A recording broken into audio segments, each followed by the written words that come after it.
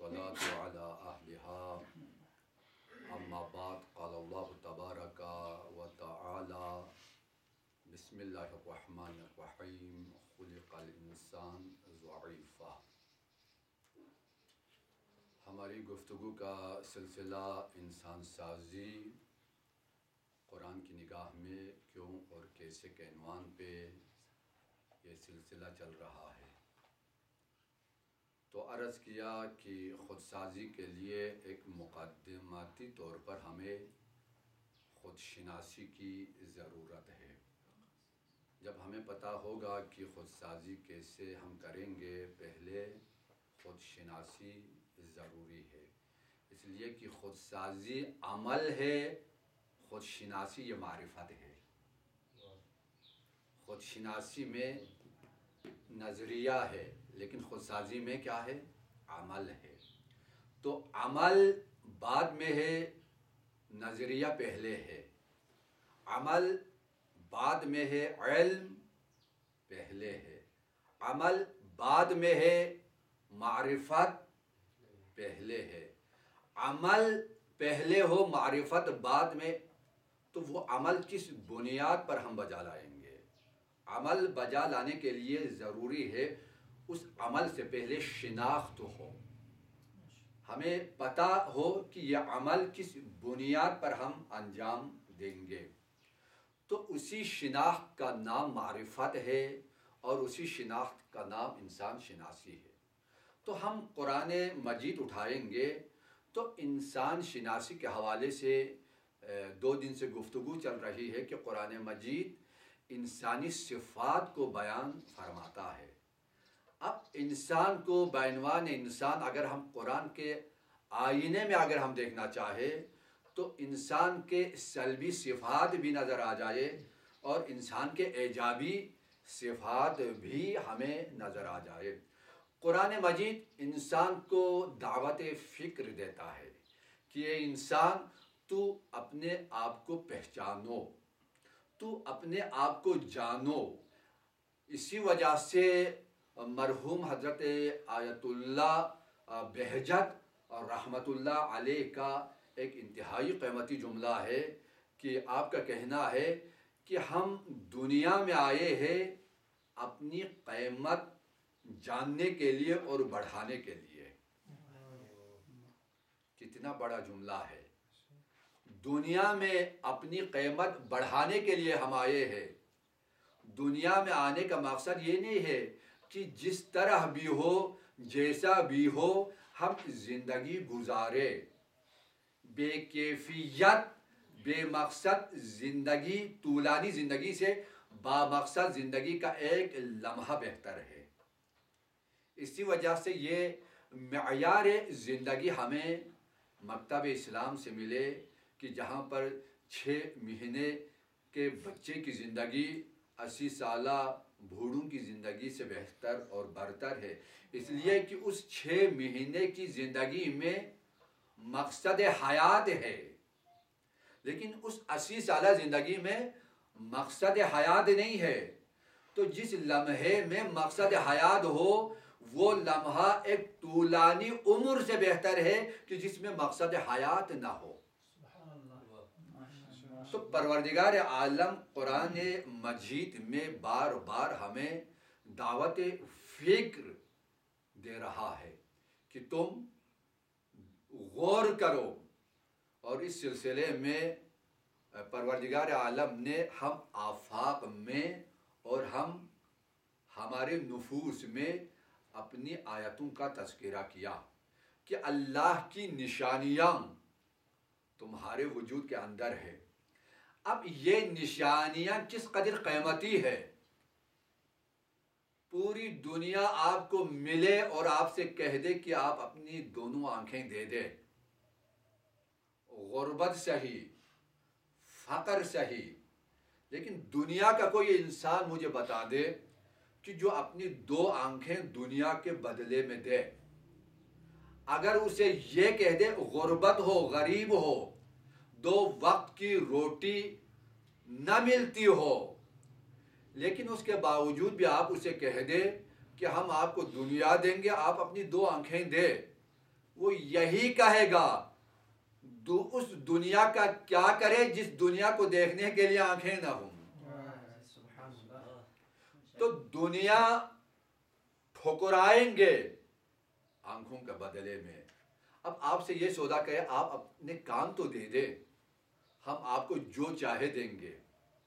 یہی آواز آئے گی, ارے سننے کے لیے کان نہ ہو تو میں اس دنیا کو لے کر کیا کروں کہ جس کی آوازیں میرے کانوں میں نہ آ جائے. انسان انہی کانوں کے ذریعے یہ علم کا ذریعہ ہے, یہ شعور کا ذریعہ ہے, یہ معرفت کا ذریعہ ہے, یہ دنیا سے ارتباط قائم کرنے کا ذریعہ ہے. جب پل ہی کٹ جائے تو دریا کو کیسے عبور کرو گے؟ تو یہ ایک پل ہے خدا اور مخلوق کے درمیان, مخلوق اور مخلوق کے درمیان, ایک قوم اور دوسری قوم کے درمیان, ایک جماعت اور دوسری جماعت کے درمیان. کیا ہے یہ پل ہے, آوازیں ایک دوسرے تک پہنچا دے, آپ کا پیغام ان تک منتقل کرے اور ان کا پیغام آپ تک منتقل ہو جائے کانوں کے ذریعے. تو انسان کے وجود کے جتنے بھی اعضاء و جواری ہے, کتنی قیمتی ہے یہ ظاہری اعضاء و جواری کہ آپ پوری دنیا کو ٹھکرا کر ان کی حفاظت کرنا چاہتے ہیں. تو جب آپ کے اعضاء و جواری اس قدر قیمتی ہے تو آپ کا وہ جو ایمانی وجود ہے اس کی کیا قیمت ہوگی؟ اسی وجہ سے فرمایا کہ مومن کا ایک لمحہ کافر کی پوری عمر پر بھاری ہے. ایک لمحہ. اسی وجہ سے ایک حدیث مولا امیر المومنین علیہ السلام سے منسوب ہے, آپ فرماتے ہیں کہ اگر پوری آخرت کی عمر مجھے دے اور دنیا کے ایک لمحے کی زندگی مجھ سے لے, ہے توجہ, آخرت کی پوری زندگی دے. دیکھو آخرت کی زندگی وہی بہشتی زندگی, ٹھیک ہے, بہشتی زندگی مجھ علی کو دے اور مجھ علی سے یہ سودا کرے کہ وہ زندگی آپ لے, آپ کی دنیاوی زندگی کا ایک لمحہ ہمیں دے. تو مولا فرماتے ہیں میں بہشتی زندگی کو تو ٹھکراؤں گا, دنیاوی زندگی کا ایک لمحہ نہیں دوں گا. یہ بے حیثیت زندگی نہیں ہے جو ہم سمجھتے ہیں کہ زندگی بیکار, فضول میں بیٹھے ہوئے ہیں جی, وقت گزر نہیں رہا ہے جی, ٹائم پاس نہیں ہو رہا ہے جی. نہیں, ہمارے پاس کوئی اضافی وقت نہیں ہے, ہمارے پاس ٹائم گزارنے کے لیے وقت نہیں ہے. اس لیے کہ جس نظام اسلام, دیکھو یہ نظاموں کی بات ہے, دوسرے نظاموں میں داخل ہونے والوں کے لیے یہ بات سچی ہے کہ ان کے پاس واقعاً ٹائم پاس کرنے کا وقت نہیں ہے. اسی وجہ سے جو آپ معاشرے میں جو برائیاں دیکھتے ہیں کس وجہ سے ہے, یہ ٹائم گزارنے کے لیے ہے. لیکن مومن کے پاس کوئی اضافی وقت نہیں ہے, اس لیے مومن کا جو وقت ہے وہ اپنے پروردگار کے لیے ہے. مومن کے پاس جو وقت ہے جو پروردگار کی معرفت کے لیے ہے, وہ پروردگار کی اطاعت کے لیے ہے, وہ پروردگار کی عبادت کے لیے ہے, کوئی اضافی لمحہ نہیں ہے. اسی وجہ سے مولا امیر المومنین جس کی پوری زندگی رضایت الہی کے لیے وقف ہے, علی کا سونا ہی پروردگار کو اتنا پسند آتا ہے کہ پروردگار اپنی پوری رضایت کا مالک مولا کو بناتے ہیں. لیکن وہ مولا جو جنت اور دوزخ کا تقسیم کرنے والا ہے, اس کے باوجود مولا کیا فرماتے ہیں, دنیاوی زندگی کا ایک لمحہ آخرت کی زندگی کے بدلے میں دینے کے لیے تیار نہیں ہوں. اس لیے کہ اگر آخرت کی زندگی بنے گی تو اسی دنیا سے بنے گی. آخرت کی زندگی اگر بنے گی انہی لمحوں سے وہ زندگی بنے گی. ممکن ہے ایک لمحے سے کئی بہشت بن جائے. تو میرے عزیزوں, اپنی شناخت اور اپنے وقت کی شناخت کہ ہم کہاں بیٹھے ہوئے ہیں, ہمیں کرنا کیا ہے. تو پروردگار قرآن مجید میں انسان کے منفی صفات, انسان شناسی ہے, ہم اپنے آپ کو بنانا چاہتے ہیں, رمضان المبارک میں تدبر قرآن سے بڑھ کر کوئی عبادت نہیں ہے۔ لوگ سمجھتے ہیں کہ ہم نمازیں زیادہ پڑھیں گے، زیادہ دعا کریں گے تو یہ وہی عابدانہ زندگی ہے نا۔ اسلام آپ کو عابدانہ زندگی سے نکال کے عالمانہ زندگی میں داخل کرنا چاہتا ہے۔ عابدانہ زندگی میں اپنی فکر ہے، عالمانہ زندگی میں معاشرے کی فکر ہے۔ عابدانہ زندگی میں اپنے آپ کو بچانا ہوتا ہے، عالمانہ زندگی میں معاشرے کو بچانا ہوتا ہے۔ عابدانہ زندگی میں دوسروں کو اپنے اوپر قربان کرنا ہوتا ہے، عالمانہ زندگی میں اپنے کو دوسروں پہ قربان کرنا ہوتا ہے۔ عابدانہ زندگی میں نظام کے تحت چلنا ہوتا ہے، عالمانہ زندگی میں نظام کو بنانا ہوتا ہے۔ عابدانہ زندگی میں دین کے احکام پہ عمل کرنا ہوتا ہے، عالمانہ زندگی میں دین کو پھیلانا ہوتا ہے۔ اسی وجہ سے کہا ایک عابد کی 70 سال کی زندگی سے ایک عالم کا سونا افضل ہے۔ ایک عابد جو دن کو روزہ رکھے اور رات کو نماز پڑھے، عبادت میں گزارے، 70 سال کی زندگی سے ایک عالم سو جائے، معصوم فرماتے ہیں اس کا سونا اس کی عبادت سے بہتر ہے۔ اس لیے کہ خداوند عالم نے جو انسان کی خلقت کی، اس کا مقصد یہ ہے کہ وہ اس کائنات کو سمجھے، اس کائنات کو سمجھنے کے بعد کائنات کو اپنی سواری بنا دے، اس کائنات کا وہ بے تاج بادشاہ بن جائے۔ تو چونکہ عالم یہ غور و فکر کرتے ہیں، اسی وجہ سے فرمایا کہ حتیٰ کہ شب قدر گفتگو کریں گے آئندہ، یہ کیا راز ہے شب قدر۔ شب قدر میں بھی معصوم فرماتے ہیں، روایتوں میں آیا ہے کہ تمہاری عبادت سے بہتر ہے کہ تم تدبر کرو، غور کرو، فکر کرو۔ تمہارے تدبر کے نتیجے میں تم مسئلے کو سمجھو گے۔ تو اسلام سمجھنے پہ زور دیتا ہے، اسی وجہ سے کتنی آیتیں ہیں، لا یعقلون، لا یفقہون، لا یعلمون۔ یہ مذمت کر رہا ہے قرآن، عقل سے کام نہ لینے والوں کی مذمت، علم سے کام نہ لینے والوں کی مذمت، ارے سمجھ سے کام نہ لینے والوں کی مذمت۔ اسی وجہ سے قرآن مجید انسان کے جو صفات ہے درونی، کیونکہ خودسازی کا عمل یہ خود شناسی سے ہے، تو خود شناسی کے لیے انسان کے اندر جو کیفیتیں چل رہی ہے، انسان دیکھو انسان چاہتا کیا ہے، انسان کی چاہتیں اب کیسے خودسازی کریں گے؟ جسم کی تو ضرورت نہیں ہے، خودسازی کریں گے نفس کی۔ آپ کسے بنانا چاہتے ہیں؟ جسم کو؟ بھئی ہماری مرضی میں نہیں ہے، کسی کی آنکھ ٹیڑھی ہے تو آپ اس آنکھ کو سیدھی نہیں کر سکتے، کسی کے اگر ایک کان نہیں ہے تو آپ دوسرا کان لگا نہیں سکتے، کسی کی زبان اگر گونگی ہے تو آپ اس کے منہ میں زبان نہیں رکھ سکتے، کسی کا ایک ہاتھ نہیں ہے تو آپ اس کے لیے ہاتھ نہیں دے سکتے۔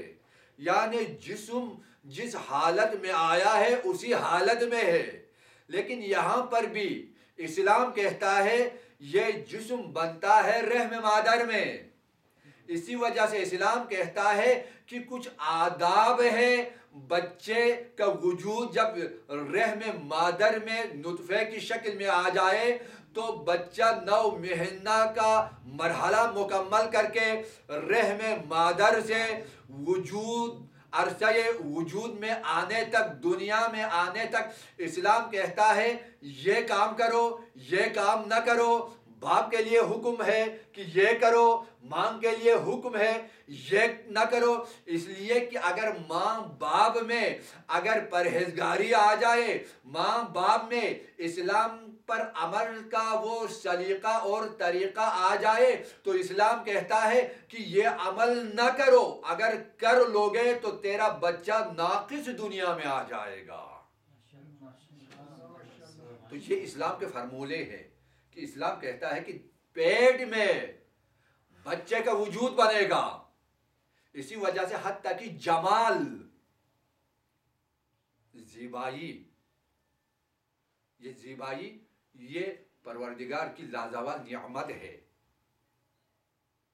اسی وجہ سے کہا کہ اگر آنکھوں میں اگر بینائی کم ہو جائے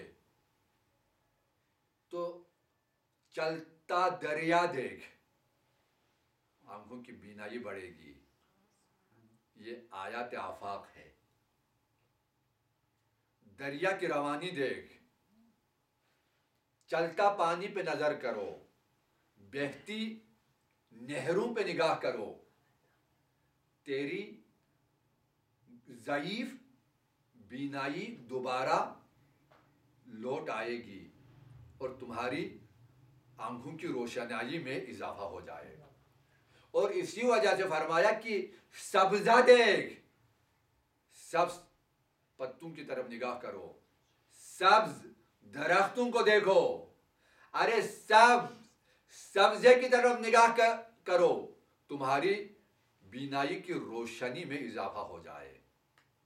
اور اسی طرح جمیل چہرے دیکھو، تمہاری بینائی میں اضافہ ہو جائے۔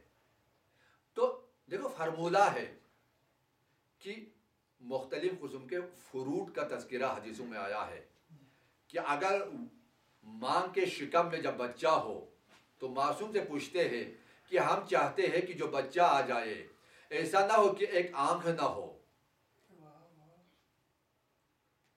یا اس کے چہرے پر کوئی اضافی چیز موجود ہو، یا اس کا چہرہ ٹیڑھا ہو، یا جسم میں کوئی کمی ہو۔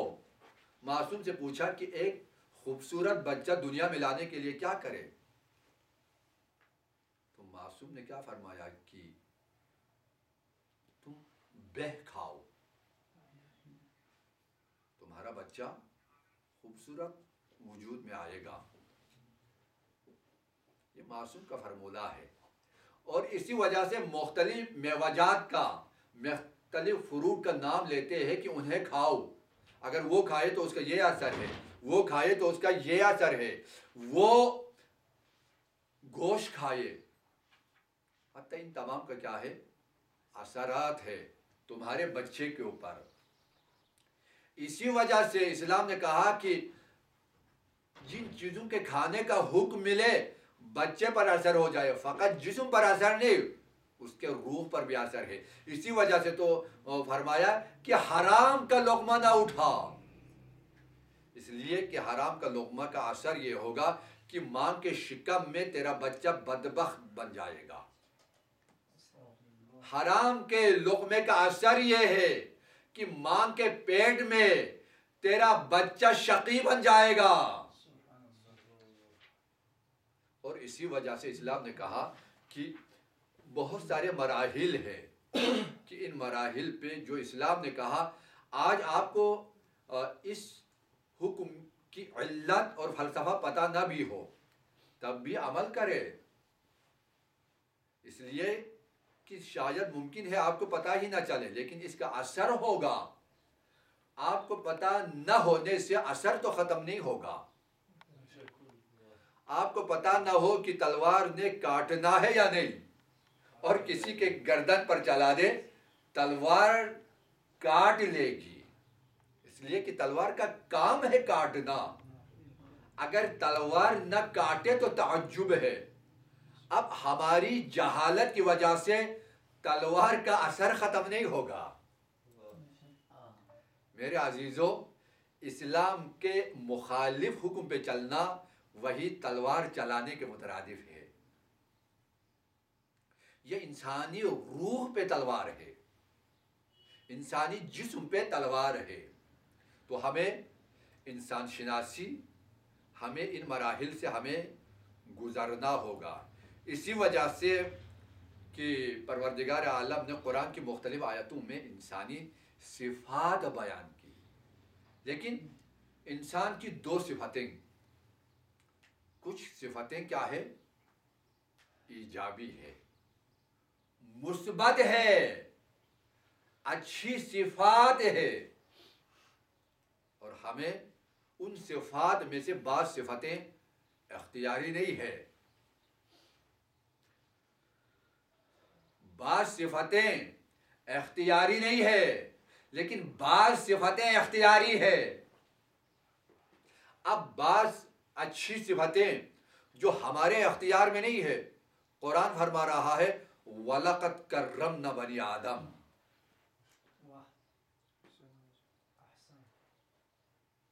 ارشاد خداوندی ہے کہ ہم نے بنی آدم کو عزت دی ہے، ہم نے بنی نوع انسان کو کرامت دی ہے، ہم نے انسان کو باوقار بنایا ہے، ہم نے ہر چیز کو انسان کے لیے محکوم اور انسان کو ہر شے کا حاکم بنایا ہے.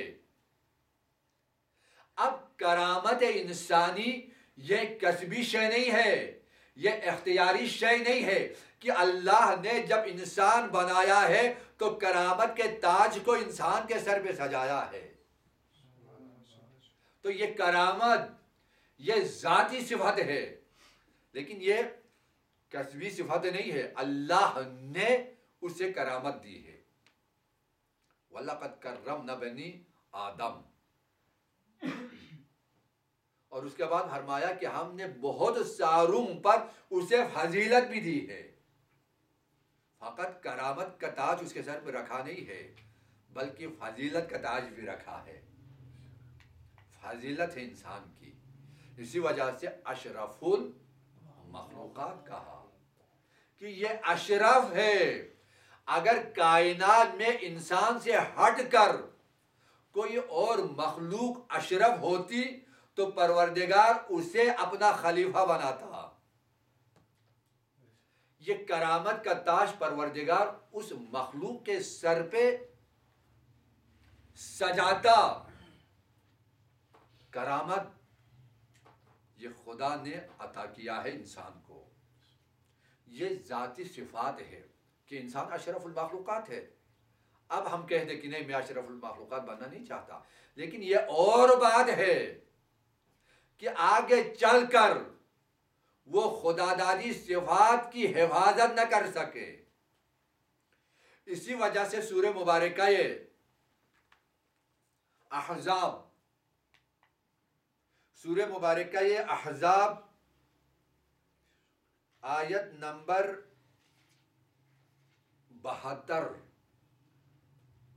پروردگار کا یہ ارشاد ہے اِنَّا عَرَضْنَا الْأَمَانَةَ عَلَى السَّمَاوَاتِ وَالْأَرْضِ وَالْجِبَالِ فَأَبَيْنَا أَنْ يَحْمِلْنَهَا وَأَشْفَقْنَا مِنْهَا وَحَمَلَهَا الْإِنسَانُ إِنَّهُ كَانَ ظَلُومًا جَهُولًا.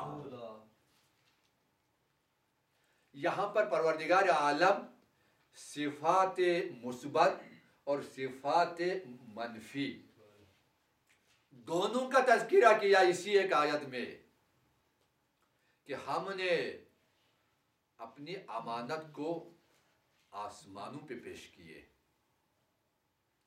ہم نے اپنی امانات کو زمین پہ پیش کیے، ہم نے اپنی امانت کو پہاڑوں پہ پیش کیے. یہ امانت الہی. یہ کیا ہے یہ امانت الہی؟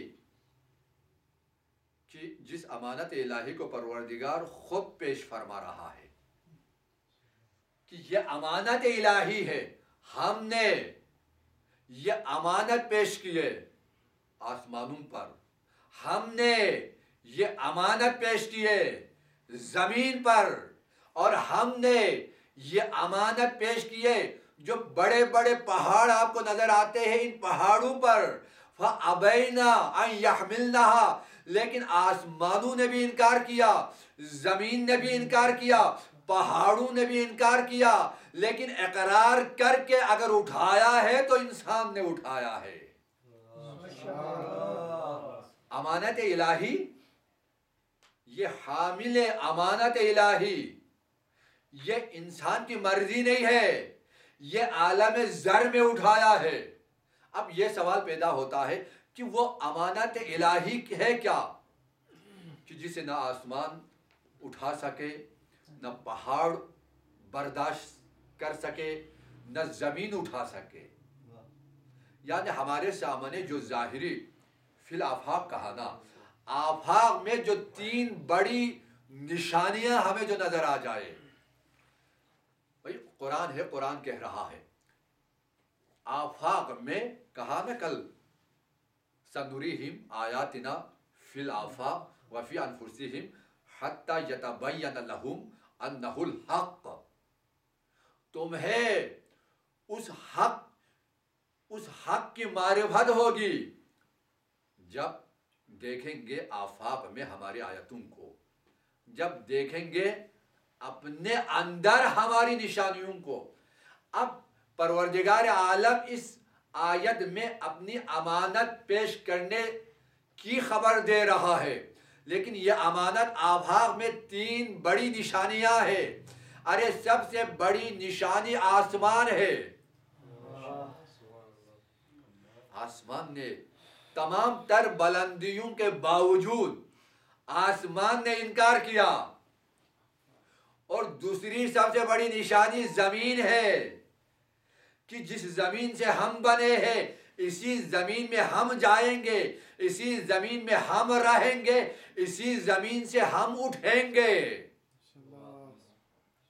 بڑی نشانی ہے نا کہ ہماری زندگی کا آغاز بھی زمین، ہماری زندگی کا اختتام بھی زمین، اس زندگی کی ابتدا بھی زمین، اس زندگی کی آخر بھی زمین، اس زندگی کی ابتدا بھی زمین۔ وَمِنْهَا نُخْرِجُكُمْ تَارَةً أُخْرَى مِنْهَا خَلَقْنَاكُمْ وَفِيهَا نُعِيدُكُمْ وَمِنْهَا نُخْرِجُكُمْ تَارَةً أُخْرَى۔ قرآن کہہ رہا ہے زمین سے تمہیں نکالا ہے، اسی زمین میں لوٹائیں گے۔ زمین سے نہ بننا ہماری مرضی، نہ زمین میں جانا ہماری مرضی، نہ ہم اپنی مرضی سے زمین سے بنے ہیں، نہ اس زمین میں ہم مرضی سے جائیں گے۔ ارے آپ جانا نہ بھی چاہے تو 4 مزدور اٹھا کے لے جائیں گے، اور نہ زمین سے دوبارہ اٹھنا ہماری مرضی۔ 3 مرحلے ہیں، تینوں مرحلہ ہمارے اختیار میں نہیں ہے، لیکن کیسے ان مرحلوں میں داخل ہونا ہے یہ ہمارے اختیار میں ہے۔ اس لیے کہ اس زمین میں داخل ہو جائے تو ہم شیطانی صفات لے کر جائے یا انسانی صفات لے کر جائے، زمین میں دفناتے وقت انسان کی ظاہری شکل بدل جائے، انسان کتے کی شکل میں قبر میں جائے یا سلمان کی شکل میں جائے، یہ ہمارے اختیار میں ہے۔ اسی وجہ سے کہا کہ 3 بڑے آفات کی نشانیاں ہیں۔ پہلی نشانی آسمان ہے، لیکن امانت الہی کو اٹھانے سے انکار کیا۔ دوسری نشانی زمین ہے، امانت الہی کو اٹھانے سے انکار کیا۔ اور تیسری بڑی نشانی پہاڑ ہے، امانت الہی کو اٹھانے سے انکار کیا۔ اب سوال یہ پیدا ہوتا ہے کہ یہ امانت الہی ہے کیا، کہ جسے نہ آسمان اٹھا سکے، نہ زمین اٹھا سکے، نہ پہاڑ اٹھا سکے، لیکن حضرت انسان نے اٹھا لیا۔ لیکن قرآن آگے جا کر کہہ رہا ہے وَكَانَ ظَلُومًا إِنَّهُ كَانَ ظَلُومًا جَهُولًا، یہ ظالم بھی ہے، یہ جاہل بھی ہے۔ انشاءاللہ اس امانت اور اس ظلم اور جہول پر، چونکہ انسان شناسی کے اہم ترین مراحل ہے، اور اس آیت میں صفات مثبت اور صفات منفی دونوں کا تذکرہ ہے۔ کل کے درس میں عرض کروں گا، اور اسی کے ساتھ اجازت چاہتا ہوں۔ والسلام علیکم ورحمۃ اللہ وبرکاتہ۔